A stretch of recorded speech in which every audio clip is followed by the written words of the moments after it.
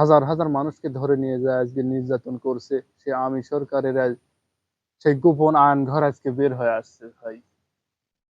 হাজার হাজার মানুষকে, বাংলাদেশ জামাত ইসলামী, ছাত্র শিবিরকে, বিএনপির সর্বদলীয় লোকজনকে ধরে নিয়ে যায়, সেই গোপন ঘরে আটকে রেখে দিনের পর নির্যাতন করে তাদেরকে বিকলাঙ্গ করে দিয়েছে।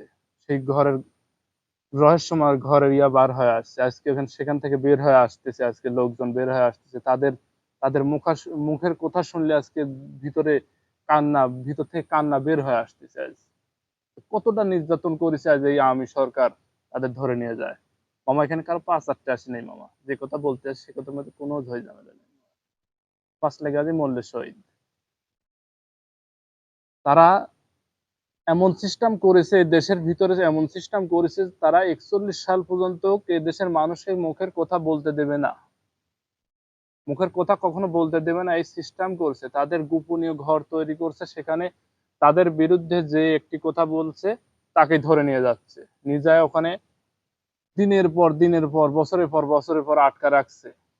কিন্তু বাড়িতে খবর আসছে যে তোমার ছেলে নিখোঁজ হয়ে গেছে, উধাও হয়ে গেছে। সেই ঘর থেকে বের হয়ে আসলো বাংলাদেশ জামাত ইসলামীর সর্বোচ্চ বড় নেতা মীর কাসেমের ছেলে মীর আরমান, কর্নেল হাসিনুর রহমান। তাদের মুখের কথা শুনলে আজকে কলিজা কেঁপে উঠতেছে। তাদের দিনের পর দিন খেতে দেয় নাই, শোয়ার কোনো ব্যবস্থা করে দেয় নাই, দিনের পর দিন নির্যাতন, রিমান্ড। হাজারো চিৎকার করেছে কিন্তু সেখান থেকে বের হতে পারে নাই। হাজারো মানুষের লেখালেখি হয়েছে ওই ঘরের ভিতরে, রুমের দেয়ালে দেয়ালে সুন্দর করে লিখেছে যে আমার এই নাম্বার আমার ফ্যামিলির নাম্বার, কেউ ফোন দিয়ে আমার ফ্যামিলিকে জানাও তোমার ছেলে বেঁচে আছে, কিন্তু অমুক জায়গায় আছে, ফিরে হয়তো আসতে পারে একদিন। তাদের আজকে মুখের কথা,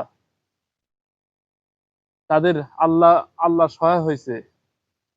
এই ফ্যাসিবাদী সরকার বাংলাদেশের মানুষকে যে নির্যাতন নিপীড়ন করেছে, তার তার মূল আজকে বের হয়ে আসছে। আসলে অপরাধ করে কেউ টিকে থাকতে পারে না এই পৃথিবীর মধ্যে। ফেরাউন এক সময় শ্রেষ্ঠ অপরাধী ছিল, বিশ্বের মধ্যে অপরাধী ছিল, কিন্তু সেও টিকে থাকতে পারে নাই।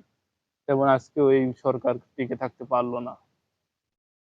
তোমাদের শিক্ষা নেওয়া উচিত, ভবিষ্যতে তোমরা আর কখনো ভুল করবে না। তোমরা ভালো মন্দ সবই বুঝো। এদেশের আলেম ওলামাকে নির্যাতন করতে করতে, নিপীড়ন করতে করতে এ দেশ থেকে বিলীন করে দিয়েছে। বড় বড় নেতাকে, আলেমদেরকে মেরে ফেলছে। তোমরা ভালো হয়ে যাও, সঠিক পথটা বেছে নাও, ভালো মানুষকে তোমরা